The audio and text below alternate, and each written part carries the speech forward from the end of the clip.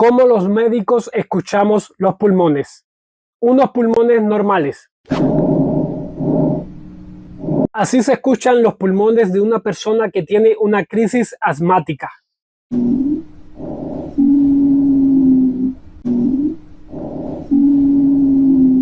Así se escuchan los pulmones de un fumador.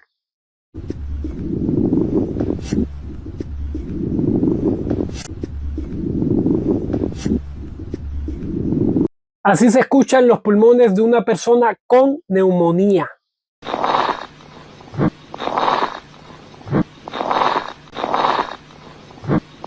No te olvides de compartir este contenido para que más personas puedan aprender estos datos curiosos. Nos vemos.